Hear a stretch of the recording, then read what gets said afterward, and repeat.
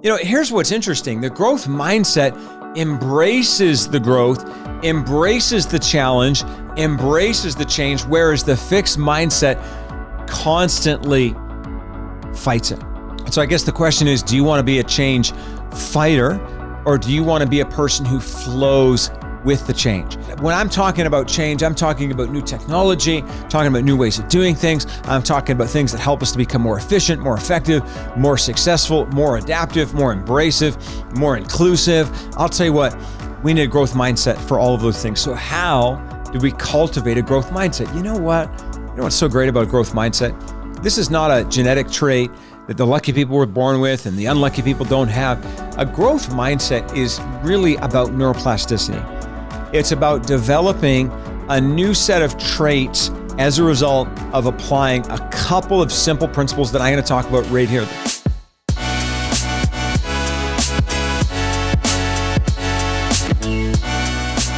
Hey, welcome back, everybody. And I'm so excited to continue in this episode what we've been looking at for the last, several sessions, where we're talking about creating healthy workplace culture.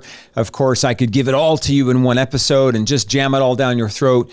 But we've been trying to take a sort of scaffolding approach where we recognize that creating a healthy workplace culture is not something that's necessarily easy, and it's not necessarily something that's very simple, but it is something that each and every one of us can learn how to do. And you know what we've discovered is that every single one of us is contributing to that healthy workplace culture by our actions and our attitudes and the way that we engage and the way that we connect and the way that we relate. And so far we've covered sort of the first out of 10 traits of people who create a flourishing workplace culture. The first is personal empowerment. The second is personal awareness and management. The third is emotional and social intelligence. The fourth is leadership and courage. And then the fifth that we looked at in our last episode is being innovative and being entrepreneurial. And so today I want to continue with the sixth trait of people who create a flourishing workplace culture, and that is resilience and a growth mindset. Now, I want you to imagine the impact of having a growth mindset on the job. And when we talk about creating healthy workplace culture, there's almost nothing worse in a workplace culture than somebody who does not have a growth mindset. And we're going to talk in a moment about the difference between a growth mindset and what's called a fixed mindset. But when a person has a fixed mindset, they actually create a negative drag on the energy and the culture of everybody around them. Now, why don't we spend a bit of time kind of defining these things? Now, a growth mindset actually unlocks your full potential as a human. A growth mindset is more fluid and open to change. People with a growth mindset are less likely to put themselves into a box, to hold themselves back, to limit themselves, to sort of segregate themselves. And they're more likely to embrace challenges from a place of optimism and from a place of hopefulness.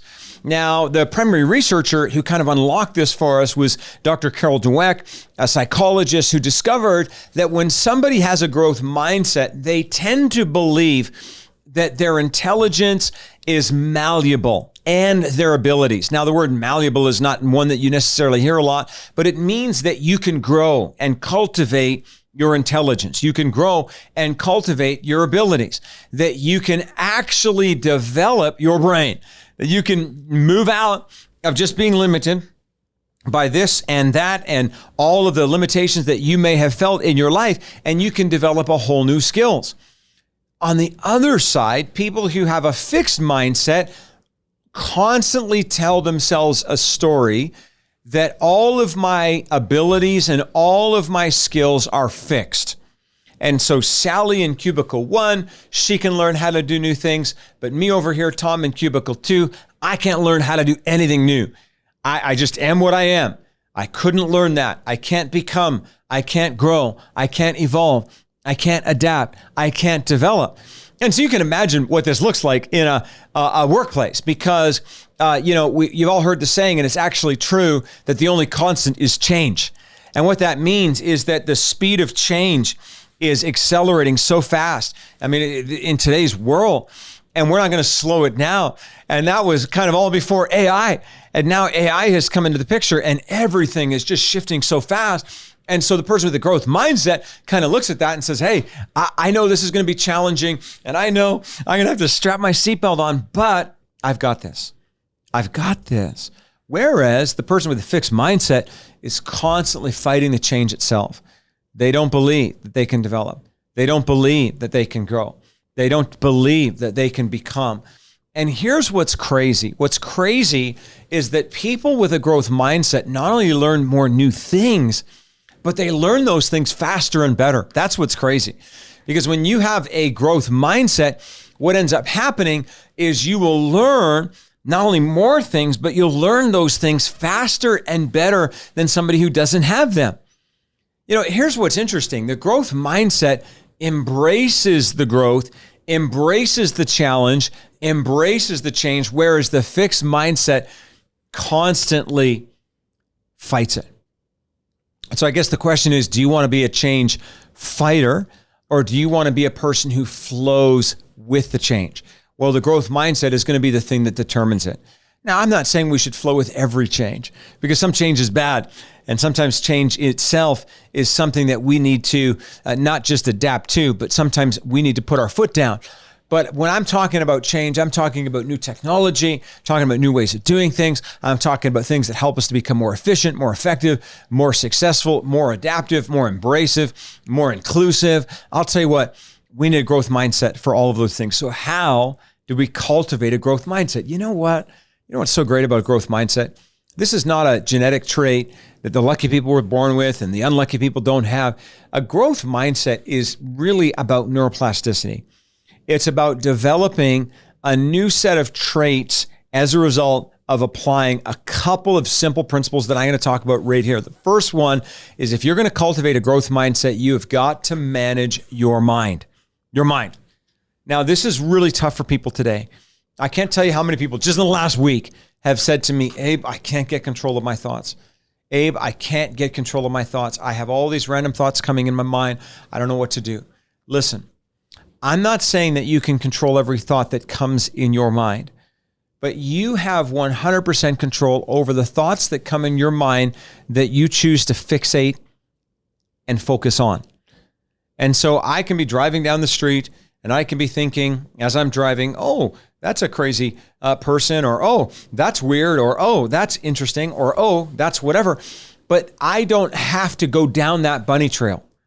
You know, like if you're that person who likes to go on little bunny trails, I got good news for you. You don't necessarily control the bunny trails that you see, because if you're like me and you're kind of like that ADHD person, bunny trails are all around you. But over the years with my ADHD, I have learned to be intentional and choose the bunny trails that I'm going to go down. And so a growth mindset has a lot to do with managing your mind. That's not controlling every thought, because you can't do that. I want to have an open mind. I want to have a permissive mind, in the sense that I'm open to new thoughts. I'm open to new ideas. I'm open to innovation. But I'm not just going to run down every new bunny trail that develops in my brain. I don't have to have that squirrel sort of mindset. Okay, squirrels do, but I'm not a squirrel.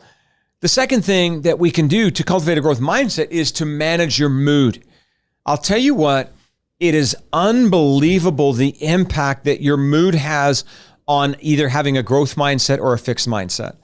Why is that? Because being stubborn is an emotion. It's a mood. And when you're just stubborn and you're like, I'm not going to grow, I'm not going to evolve, I'm not going to adapt, that's actually a part of your emotional state. It's a mood that you have. And so, you don't have to control your thoughts or your moods. You just have to stop letting them control you. That's the difference. So I'm going to say that again. I don't have to control my mood. I don't have to control my thoughts, but I just have to stop letting them control me.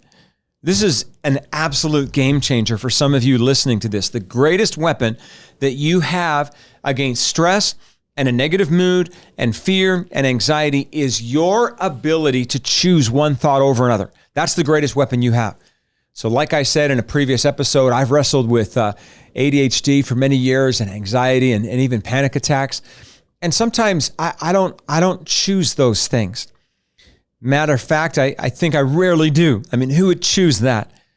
but I can choose where I fixate my thoughts. And if you don't believe that you have that what you choose to fixate on impacts your feelings and your mood, then just try a little thought experiment with me. Just focus on the negative for the next week and see where that takes you in terms of your level of stress, your level of anxiety, your level of fear. And then take the next week and focus on everything in your life that's positive, that you're grateful for. I don't think it takes a rocket scientist or a brain scientist to understand the difference. I'll tell you what, between stimulus and response, there is space. That's what Dr. Viktor Frankl said. So you got stimulus, that's all the things that are happening. And then you got response over here. And that's how are you going to respond and react to that situation. And that space is your power, he said, to choose. And it's in that response that your freedom lies. And I don't know about you, but I want to be free. And so if I'm going to cultivate a growth mindset, I got to manage my mind. I got to manage my mood. And then number 3 is I've got to manage my mantras. I got to change the story that I'm telling myself. Okay, your mantra is essentially, what are you saying to yourself? So if you're walking around saying, I can't, I suck, I won't, I don't, I can't, well, of course, that's going to impact both your mood and your mind.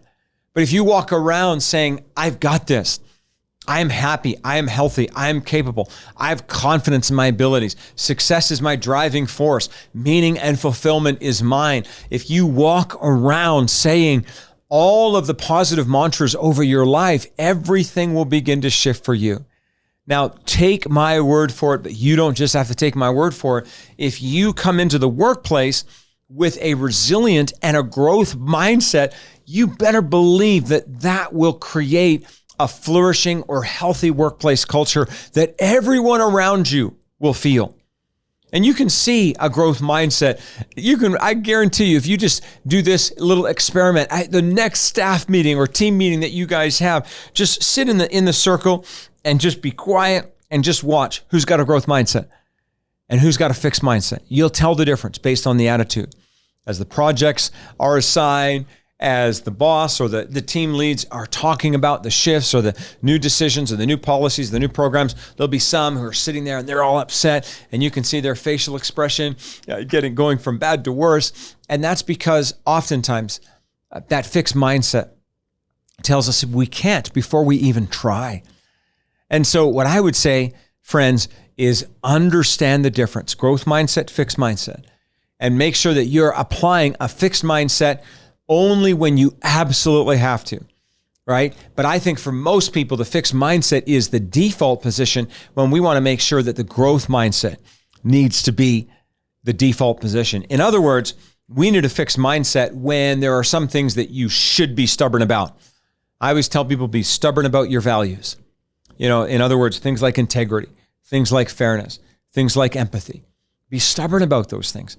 But don't be stubborn about the non-negotiables. Don't be stubborn about everything that's not related to your values. Have a growth mindset. Be willing to try new things, because when you do, you're going to be contributing to healthy workplace culture. You know what? Here at Flourishing Workplace, we believe in a workplace where everyone thrives, everyone contributes, and absolutely everyone belongs.